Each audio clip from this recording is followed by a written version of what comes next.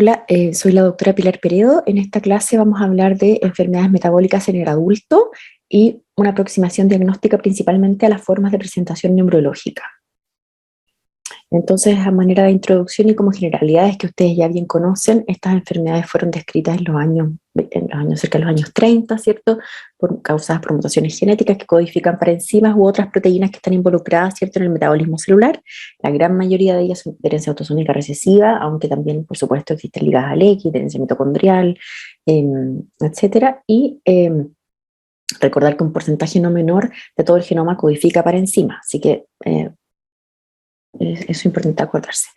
Entonces ya saben bien que tenemos este cierto bloqueo en esta vía metabólica a través del cierto bloqueo o parcial o completo de una enzima y que hace que se acumule sustrato o falte el producto, ¿cierto? Y aquí vienen, ¿cierto?, las manifestaciones clínicas de la enfermedad y las formas de presentación.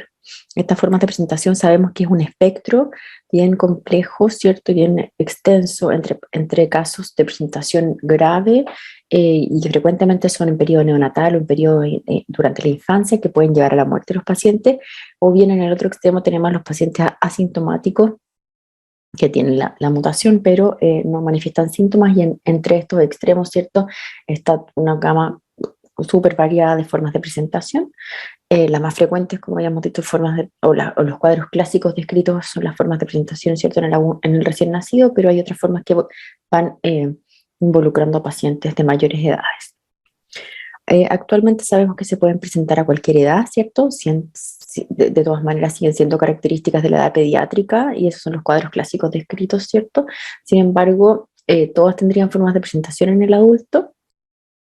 Y además, actualmente, es cierto, a medida que mejoran los métodos diagnósticos y los métodos las posibilidades de tratamiento, los pacientes van adquiriendo, cierto, edades adultas y llegan a la adultez, a la adolescencia, a la adultez. Igual siguen siendo enfermedades poco frecuentes y de ahí el nombre, cierto, de rare diseases. Y hay muchas enfermedades metabólicas descritas y por lo tanto es importante, sobre todo en nuestro medio, cierto, Chile, Latinoamérica o países con limitación de recursos, ¿cierto? Tiene una aproximación diagnóstica rigurosa para poder llegar al diagnóstico con una relación costo-beneficio, por así decirlo, lo mejor posible. Y esta clase en realidad, como les decía, tiene un enfoque más bien neurológico porque también se describe que la mayoría de los pacientes con formas de presentación en la adultez, en la adolescencia o en la adultez van a tener síntomas neurológicos o bien psiquiátricos, ¿cierto? Entre ellos episodios de coma, neuropatía periférica, ataxia, paraparesia espástica, demencia, trastornos del movimiento, epilepsia, psicosis, depresión. En el fondo, en general, la gran mayoría de estos pacientes va a tener ya sea una manifestación inicial neurológica o bien van apareciendo síntomas neurológicos o psiquiátricos que muchas veces son los que motivan, ¿cierto?, a la consulta médica. Y por supuesto siempre tenemos que empezar la aproximación diagnóstica con exámenes bioquímicos, exámenes complementarios como neuroradiológicos, ¿cierto?, electromiografía, estudio ocular, y por supuesto cada vez nos vamos apoyando más en la biología molecular, en los estudios genéticos. Importante también hacer el diagnóstico, aunque sean edades adultas, porque muchas de ellas van teniendo tratamiento efectivo, puede ser tratamiento específico para la enfermedad o bien tratamiento de soporte, pero siempre podemos, ¿cierto?, hacer algo por los pacientes para mejorar el pronóstico, mejorar la calidad de vida, ¿cierto? Entonces, ¿por qué se pueden manifestar en el adulto? Hay tres grandes grupos de pacientes, ¿cierto?, que los primeros síntomas aparecen en la edad adulta. El diagnóstico no, si bien presentaban síntomas desde la infancia, no se llegó al diagnóstico y en la adulta se hace el diagnóstico. O bien, que es lo que más vemos nosotros actualmente aquí en el grupo del INTA, son los pacientes que transicionan, ¿cierto?, que desde la consulta pediátrica hacia la consulta de adulto. Acá este grupo francés trató, ¿cierto?, de explicarse por qué se presenta esta diferencia, por qué podrían manifestarse estas enfermedades metabólicas en el adulto y no en el niño, y esto gracias, ¿cierto?, a las nuevas técnicas de metabolómica y otras técnicas diagnósticas disponibles. Primero, ¿cierto?, lo atribuyen a factores genéticos, ¿cierto?, que pueden ser como por ejemplo una activación aleatoria del cromosoma X, que esto va a Esto tiene relevancia, ¿cierto?, en las enfermedades de herencia, herencia liga al cromosoma X, como la déficit de OTC, el Fabry, por ejemplo, también otras enfermedades, otras características de imprinting genético, mosaicismo somático también, o sea que las células, no todas las células tienen la misma cantidad, ¿cierto?, de mutaciones. Hay esta heterocigosidad compuesta, ¿cierto? A veces también que hay una mutación patogénica y otra variante modificadora, como lo podemos ver en los jarabes de Arce, por ejemplo, estas variantes intermitentes o más leves, y por ejemplo en las enfermedades mitocondriales importa, ¿cierto?, también la carga mutacional. O sea, cuánto porcentaje de mutación tenemos en cada célula o en el organismo. Cuando tenemos una proteína anómala similar, o sea, por ejemplo, familias o personas que tienen una misma mutación pero tienen un distinto fenotipo, también se reconocen algunos factores externos que pudieran explicar estas diferencias de manifestación, como por ejemplo factores ambientales, algunos gatillantes, por ejemplo, cirugía, episodios catabólicos, infecciones, y que van a llevar a una mayor o menor acumulación de metabolitos tóxicos. También hay factores ontogénicos en que hay redes metabólicas y estas interacciones entre órganos que van, ¿cierto?, cambiando a medida que el individuo va creciendo y va madurando. Por lo tanto, hay algunas manifestaciones que van a ser edad específicas, y aquí podemos tener estas enfermedades que tienen cursos bifásicos o dependiendo de la edad del paciente, las formas de presentación o los síntomas que va manifestando, y esto también se relaciona un poco con el envejecimiento, ya que con el envejecimiendo va habiendo un cambio de la importancia relativa de estas vías metabólicas que antes les mencionaba, entonces ahí se van haciendo más evidentes unos u otros síntomas dependiendo de la importancia de estas vías. Entonces, las formas de presentación tardía tenderían a tener algunos fenotipos más atenuados, ¿cierto? Porque no tenemos la forma de presentación clásica, porque ya dijimos que se ven más bien en los niños. Entonces pueden tener formas atenuadas o formas atípicas de la enfermedad. Tienden a asociarse, pueden asociarse a síntomas también que difieren del cuadro clásico, porque también tenemos que considerar que en la medida que las personas que también van teniendo más riesgo de otro tipo de enfermedades que no siempre tienen relación con la enfermedad metabólica, pero podrían asociarse entonces podría presentarse un cuadro no tan puro, no tan clásico, ¿cierto? Entonces nos enfrentamos a un paciente con un cuadro neurológico un poco raro, ¿cierto? Atípico, con las etiologías más comunes descartadas. Entonces ahí, ¿cierto?, empezamos a pensar en enfermedades metabólicas y la gran pregunta de los exámenes a realizar.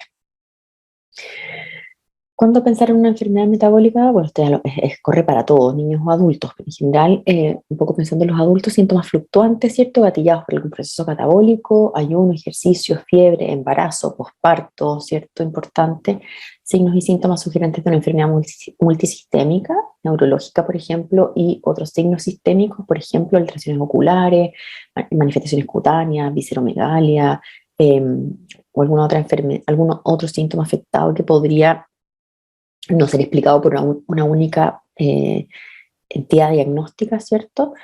También cuando hay compromisos de diferentes partes del sistema nervioso, por ejemplo, el nervio óptico y cerebelo, hay una leucoencefalopatía y una polineuropatía, o sea, sistema nervioso central y periférico, por ejemplo, con deterioro cognitivo, conductual. Hay también esas asociaciones medias ilícitas o medias raras, como poco explicables por una patología de las comunes. Podemos pensar en algo metabólico. Y algunos signos son altamente sugerentes de enfermedades metabólicas, como estas banderitas rojas que vienen en la siguiente diapositiva, algunas nos pueden orientar. Y cuando hay formas de presentación más inespecíficas, ¿cierto?, recurrir a otras. Siempre el curso clínico, si es agudo, recurrente, fluctuante, progresivo, acordar que estas enfermedades tienden a ser, ¿cierto?, degenerativas, progresivas, que pueden evolucionar en crisis o en forma progresiva, apoyarnos, ¿cierto?, de las neuroimágenes, como ya decíamos, y algunos otros exámenes complementarios como evaluaciones oftalmológicas, electrofisiología y otros síntomas o alteraciones multisistémicas de compromiso. En esta tablita salen algunas manifestaciones neurológicas, ¿cierto? Y qué enfermedades nos podrían hacer pensar. Entonces hay disfonía respondedoras a levodopa, episodios de coma recurrentes que nos van a hacer pensar en defectos del ciclo de la urea, por ejemplo, necrosis de los ganglios basales en la resonancia, como alteraciones del metabolismo energético, alteraciones oftalmológicas como cierto parálisis de la mirada, parálisis supranuclear de la mirada con enfermedades lisosomales, estas máculas rojo cereza, la neuritis óptica, alteraciones cutáneas también como los angioqueratomas que nos van a hacer pensar en enfermedades lisosomales como Fabry, ¿cierto? Los santomas aquilianos en enfermedades del metabolismo del colesterol y algunas otras visceromegalias, esplenomegalia, enfermedades lisosomales, ¿cierto?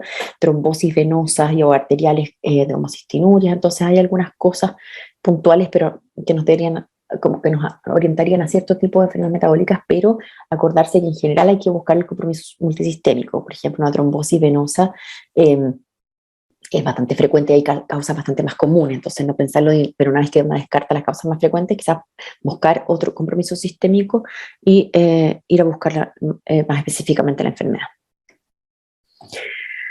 Entonces, cuando las enfermedades metabólicas entonces tienen compromiso del sistema nervioso, para un poco organizarnos y ordenarnos y quizás enfocar un poco mejor el estudio genético, o sea, perdón, el estudio diagnóstico, ¿cierto? Podemos dividirlo en 5 grandes categorías. Primero, defectos del metabolismo energético, defectos del metabolismo lipídico, síndromes por intoxicación, defectos del metabolismo de los neurotransmisores, enfermedades por depósito de metal, ¿ya? Entonces, del metabolismo energético, ¿cierto? Son estos clásicos alteraciones en las cuales va a haber una depresión finalmente de un déficit de producción de energía, de ATP, y que esa va a ser la causa, ¿cierto?, de las manifestaciones. Entonces vamos a tener ciertos cuadros con manifestaciones agudas, que característicamente, no siempre, pero a veces logramos, ¿cierto?, reconocer algún gatillante de cuadro sistémico, por ejemplo, fiebre, y vamos a tener algunas manifestaciones como el síndrome de Lee, ¿cierto?, neuropatía óptica aguda, ataxia cerebelosa, estos episodios tipo stroke o tipo accidente cerebrovascular agudos en personas jóvenes, ¿cierto? Y manifestaciones más crónicas, que vamos a tener una miopatía en algunos cuadros, alteraciones cerebelosas, alteraciones de los ganglios basales con trastornos del movimiento, alteraciones de la corteza cerebral que nos pueden dar epilepsias o mioclonía, y compromiso del sistema nervioso periférico, que habitualmente nos va a dar una polineuropatía axonal más que desmielinizante. Y de estos, ¿cierto?, en adultos, lo que vemos, uno de los síndromes clásicos que hay que considerar y que lo vemos con relativa frecuencia, ¿cierto?, es el síndrome de Melas, que es este acrónimo por encefalopatía metabólica asociada a cirrosis láctica y episodios tipo stroke.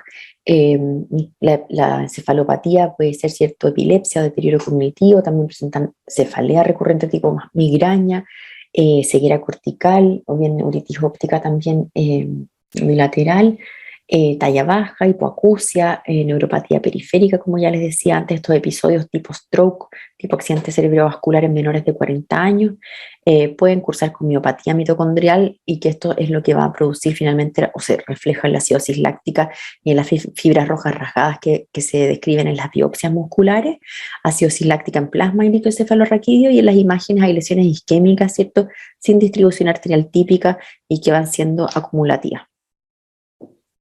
Este esquema solo para recordar que hay cierto compromiso tanto neurológico, miopático, si lo consideramos dentro de lo neurológico, neuropatía periférica, pero también hay muchas otras manifestaciones no neurológicas y que hay que ir monitorizando en los pacientes en que diagnosticamos alguna enfermedad mitocondrial, ¿ya? Respiratorias, cardíacas, ¿cierto?, hematológicas, endocrinológicas, que son muy importantes también, ginecológica, ¿ya? Así que eso es lo que hay que ir evaluando. Claro, ahora para el diagnóstico de la enfermedad mitocondrial siempre es un gran desafío, ¿cierto? Si tenemos como síntomas clásicos del síndrome, por ejemplo, de Melas, es más fácil ir a buscar la mutación puntual, pero a veces lo sospechamos y no tenemos el cuadro sindromático característico. Entonces, este paper me parece interesante porque como revisa los criterios diagnósticos en esta nueva era de los estudios genéticos, ¿cierto? Y acá tenemos esta tablita que nos otorga como un score para que hace más o menos probable una enfermedad mitocondrial y nos orienta hacia cómo enfocar el estudio y diagnóstico. Entonces, como vemos acá, hay síntomas de neurológico multisistémico y de las imágenes, ¿cierto? Y de los exámenes bioquímicos. Y acá el algoritmo de estudio diagnóstico. Entonces, si tenemos la sospecha de enfermedad mitocondrial, lo podemos hacer con un score de más de 2, de 8, considerando que cada uno tenía un puntaje tope. Y si tenemos ciertas características fenotípicas de algún síndrome característico, vamos a ir a estudiar puntualmente, ¿cierto? Estas enfermedades, estos paneles de mutaciones, por ejemplo. Pero si no lo tenemos, la sugerencia es ir a hacer una secuenciación, por ejemplo, del DNA mitocondrial, o bien un exoma que incluya, por supuesto, el DNA mitocondrial. Y ahí podemos tener ya, reconocer una variante patogénica o no, y si no, acá nos podemos guiar, ¿cierto?, dependiendo del puntaje que vayan teniendo en el score anterior. Y ahí podemos, recién como a esta altura, poner la biopsia muscular. Antes de toda esta era genómica, ¿cierto? La biopsia muscular estaba mucho antes en el algoritmo diagnóstico, pero ahora en general se hace más bien como en estudios más bien secundarios, ¿ya? Si no tenemos los paneles más completos de enfermedades mitocondriales. Les voy a mostrar el caso de una paciente que consultó a los 25 años, tenía antecedentes mórbidos y de una epilepsia occipital, que había tenido estatus convulsivo en 2 oportunidades, además de un síndrome depresivo y una hipoacusia leve. ¿Ya? Ella estaba en tratamiento con ácido valproico y lamotrigina, además de cloazam y ravotril y quetiapina por su cuadro anímico. Y ella consultó porque presentó en forma aguda, que ya llevaba una semana de evolución cuando consultó en servicio de urgencia, crisis visuales, tenía visión de luces, formas que eran muy disruptivas, y progresivamente tuvo una disminución de la agudeza visual hasta llegar a una amaurosis completa bilateral. Consultó varios médicos de forma ambulatoria, se solicitó una resonancia de cerebro en forma ambulatoria que lamentablemente mostró, ¿cierto?, estas lesiones occipitales bilaterales, que esto que muestra que es agudo, ¿cierto?, en difusión, mapa de Seque. Al contrario de las lesiones isquémicas, tipo cuando es un infarto cerebral, esto restringe, o sea, se vería negro, acá brilla. Estos son cortes de Flair, que en el fondo ya muestra que lleva cierto tiempo con estas lesiones bilaterales, y además en el T1, que es como un escáner, ¿cierto?, se muestran alteraciones de los ganglios de la base. Y esto es altamente sugerente, ¿cierto?, de una enfermedad mitocondrial. Además, en los exámenes generales, un ácido láctico en sangre que no estaba muy elevado, pero sí en líquido cefalorraquídeo. Y finalmente con el antecedente de la epilepsia, los trastornos, como les decía, de la hipoacusia y esta ceguera cortical y lateral, con estas imágenes se confirmó la presencia de esta mutación, que es la más característica, ¿cierto?, el síndrome de MELAS. Así que bueno, igual, como les decía, es importante el diagnóstico y la sospecha porque se describe recientemente, o sea, no tan recientemente, ya lleva varios años, ¿cierto?, que esta descripción de que habría una alteración en la producción del óxido nítrico en el MELAS que tendría un rol en la formación o en la aparición de estos episodios tipo accidente vascular, que se podría tratar o revertir con la administración endovenosa de L-arginina. El protocolo, ¿cierto?, de administración, y que con lo que en el fondo protocolos de administración endovenosa está en la fase aguda, con el objetivo, ¿cierto?, de revertir la acidosis láctica y revertir las manifestaciones clínicas. Y realmente lo hemos ocupado en los pacientes con manifestaciones agudas con relativa buena respuesta, en realidad con recuperación bastante importante de los déficits neurológicos. Después, bueno, ese fue el primer grupo del metabolismo energético, ¿cierto? Entonces el segundo grupo de estos desórdenes por almacenamiento lipídico ya son por estas enfermedades estas moléculas más complejas, ¿cierto? Y en estas están las enfermedades por depósito lisosomal, como la enfermedad de Fabry, Gaucher, Niemann-Pick, ¿cierto? Las leucodistrofias metacromáticas, Otros desórdenes peroxisomales como la adrenomioneuropatía o la adrenoleukodistrófica X, que es menos frecuente en adultos, pero igual están descritas, y la xantomatosis cerebrotendinea, por ejemplo, como les decía, de efecto del metabolismo del colesterol. La característica de esto es que es una progresión lenta de los síntomas, ya por un depósito progresivo de los lípidos.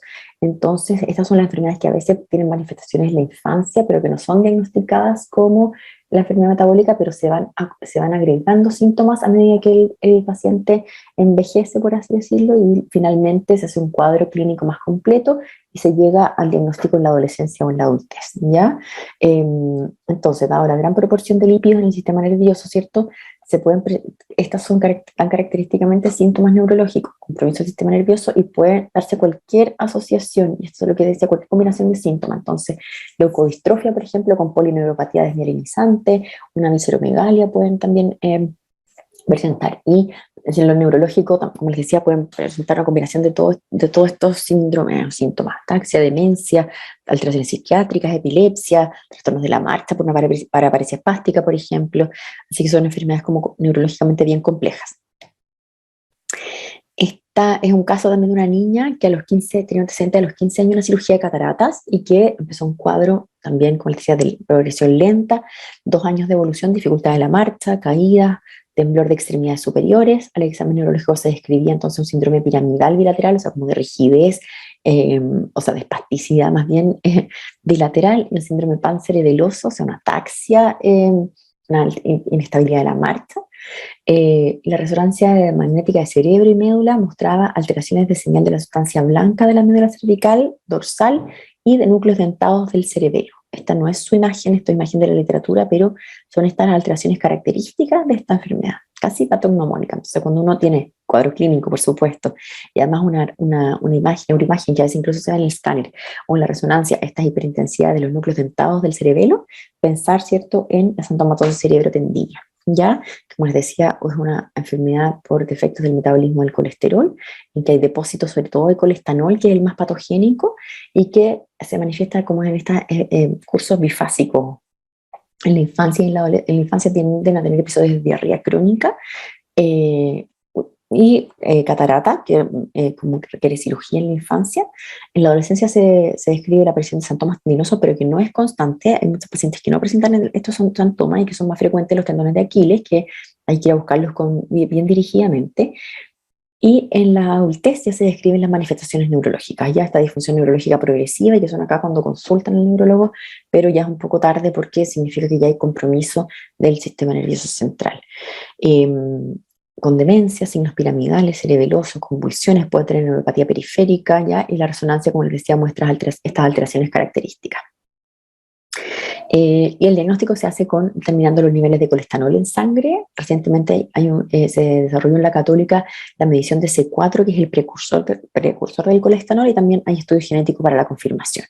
Lo favorable es que tiene tratamiento por inhibición de sustrato con el ácido quinodeoxicólico, que se administra vía oral, ¿cierto? Y que la idea es, ¿cierto? Entonces tenemos este bloqueo a este nivel que se acumula el colestanol, y por lo tanto no se produce el ácido quinodeoxicólico, y ahí hay una liberación de la vía para producir más y acumular más colestanol. Entonces, si aportamos al ácido quinodeoxicólico, se produce esta como inhibición de sustrato en el fondo para bloquear o disminuir la producción y acumulación de colestanol. Y acá también hay un paper que describió este grupo de la Católica con los síntomas y la jerarquización de los síntomas para saber cuándo, en el fondo, pedir o hacer el estudio de xantomatosis cerebrotendinea, que me parece súper importante porque es fundamental hacer un diagnóstico precoz, ¿cierto? Ojalá antes de que empiecen las manifestaciones neurológicas, porque una vez que ya están instaladas, es muy difícil revertir ese compromiso neurológico. Después los síndromes por intoxicación, entonces, están los clásicos que ya han visto en las clases anteriores, las aminoacidopatías como el PKU, que es esta intoxicación crónica, ¿cierto? Defectos del ciclo de la urea, ureas orgánicas, homocistinurias, por ejemplo, y se presentan con crisis metabólicas, con síntomas agudos, característicamente lo más grave, ¿cierto? La encefalopatía o el coma, y también hay algunos cursos crónicos en formas leves del adulto, como sea el PKU, por ejemplo, unas homocistinurias que van a presentar leucoencefalopatías, epilepsia, trastornos psiquiátricos, trastornos del movimiento, motores, ¿cierto? Pero actualmente el beneficio es que muchas de estas pueden estar siendo diagnosticadas por pesquisa neonatal. En este caso de una paciente con hiperamonemia, ¿cierto? Que a los 2 años presentó una encefalopatía con un amonio elevado, que no se llegó a diagnóstico etiológico y mejoró con soporte general. Y que después a los 14 años presentó más bien algunas alteraciones de conducta, ya como alteraciones del sueño, cambios de conducta y amonios aislados elevados también. En esa época no teníamos muchas posibilidades de un diagnóstico más específico y se hizo un test de alopurinol, que es algo positivo al paciente y la madre, y eso es muy orientador, ¿cierto?, de un déficit de OTC, ornitina transcarbamilasa. Y pues, en los años siguientes después se hizo estudio genético a la paciente que salió negativo. Y la paciente entonces siguió con un tratamiento como para hiperamonemia, ¿cierto? Restringió en proteína, con algunos suplementos, con carnitina, pero nunca un tratamiento demasiado no con una buena adherencia porque tampoco teníamos un diagnóstico certero. Y ya más en la adultez, la paciente volvió porque en los periodos, en relación a la menstruación, presentaba alteraciones de carácter, irritabilidad, mayor somnolencia, a veces incluso un poco de compromiso de conciencia, como de desorientación, ¿cierto? Entonces volvía a tener amonios altos. Entonces, revisando un poco las alternativas y las posibilidades diagnósticas, tuvimos la posibilidad de hacer un panel genético para hiperamonemia y que en esta oportunidad mostró sí una variante patogénica identificada en el gen, ¿cierto?, para el déficit, para la OTC. Una variante intrónica que en el examen anterior no se evaluaba como los intrones, entonces, pero sí tenemos entonces ya el diagnóstico de esta paciente que efectivamente era una OTC por una mutación no de las clásicas. Bueno, no voy a entrar en el detalle del déficit OTC porque ustedes ya lo deben haber revisado en las clases anteriores, pero ella ahora sí pudimos, ¿cierto?, dejar el tratamiento completo para, para la OTC. Después del metabolismo de los neurotransmisores, ¿cierto? Esto es más inespecífico, tienen cuadros clínicos más variados, pero en general van a ser ciertas alteraciones del movimiento, cuadros de distonía, parkinsonismo, trastornos del sueño, también podemos incluir acá el déficit de la asterina, ¿cierto? Y que van a tener características, van a ser síntomas fluctuantes y que vamos a tener que medir, hacer exámenes mediante, o sea, el diagnóstico mediante cierta determinación o medición de neurotransmisores y líquido cefalorraquídeo. Y por el depósito de metales, que son los característicos, ¿cierto? Son el depósito de hierro, cobre, como la enfermedad de Wilson, y manganeso. Un sello de esta enfermedad es que el depósito de los metales es visible en la resonancia magnética, sobre todo, ¿cierto?, los ganglios basales, y la principal forma de presentación son los trastornos del movimiento por el compromiso de estos ganglios basales y que hay tratamiento, ¿cierto?, mediante manejo dietético, por ejemplo, Wilson, y algunos quelantes de metales. Esto es la enfermedad de Wilson, acordarse entonces que es por la alteración de esta proteína transportadora de cobre, la TPasa2, tienen compromiso neurológico con trastorno del movimiento, distonía, también hepático, ¿cierto?, oftalmológico y psiquiátrico. El diagnóstico es relativamente simple de hacer, muy pocas veces requerimos biopsia hepática, nos ayudan las formas neurológicas, ¿cierto?, la resonancia y las determinaciones de cobre y ceruloplasmina en sangre y orina. ¿Cierto? Estas ya son formas avanzadas, pero tenemos ciertos trastornos del movimiento, este anillo de Kaiser-Fleischer que no siempre es visible, siempre a ojo desnudo, entonces requerimos una evaluación oftalmológica y el compromiso de los ganglios de la base. Y aquí este cuadro solo para recordar que las formas de presentación neurológica, ¿cierto?, tienden a ser en pacientes más grandes, más adultos, y que pueden presentar ya sea leve o incluso no tener manifestaciones hepáticas. Entonces no siempre buscar o descartar una enfermedad de Wilson si es que no tenemos compromiso hepático, ya si es que las manifestaciones clínicas y sobre todo la resonancia son compatibles, pensarlo aunque no tenga manifestaciones hepáticas, ¿de acuerdo? Lo mismo en los casos psiquiátricos que pueden no tener manifestaciones hepáticas, ¿ya? Y esto está más bien enfocado como en las enfermedades que se presentan como por trastornos del movimiento, pero igual me parece como una buena aproximación para todas estas enfermedades metabólicas en el adulto. Por ejemplo, el paciente presenta distintos tipos de movimientos anormales, como decía, o compromisos de distintos órganos o distintas partes del sistema nervioso, que puede ser, todo, como les decía, estar asociado a otro signo neurológico, y que hay alteraciones, por ejemplo, en la resonancia magnética, ¿ya? Eh, entonces, eso es un poco la orientación. Acá hay algunas, como les decía, esto también es de trastornos del movimiento, pero algunos eh, banderas rojas que las puede igual extrapolar a otras enfermedades metabólicas cuando hay un cuadro clínico difuso, ¿cierto? Combinación de diferentes trastornos del movimiento o compromisos de distintas partes del sistema nervioso. Puede ser un inicio agudo, subagudo, que puede estar asociado a encefalopatía y que puede reconocerse si hay algún evento catabólico que haya precipitado el cuadro. Un inicio insidioso en pacientes con manifestaciones sistémicas previas, por ejemplo, la sintomatología serotendina, como les decía, diarrea, catarata, y que después empieza este cuadro progresivo por depósito lipídico, por ejemplo. Si hay antecedentes familiares de consanguinidad o algún tipo de herencia reconocido ligada al X, por ejemplo, los hallazgos neuroradiológicos, si hay movimientos, cuadros clínicos atípicos o progresivos, y que por supuesto no esté explicado por otras causas más frecuentes. Y como ya lo han visto en todas las otras clases, entonces, clave para el diagnóstico y para el proceso diagnóstico de la clínica, la anamnesis completa, el genograma de los antecedentes familiares, los exámenes complementarios, el laboratorio general, que para nos sirve mucho el pH, amonio, el láctico pirúvico, gases venosos, CK, etcétera. Y ya exámenes más específicos, cuantificación de aminoácidos, perfil de cercanitina, los ácidos orgánicos, actividad enzimática, que lo hacemos un poco menos.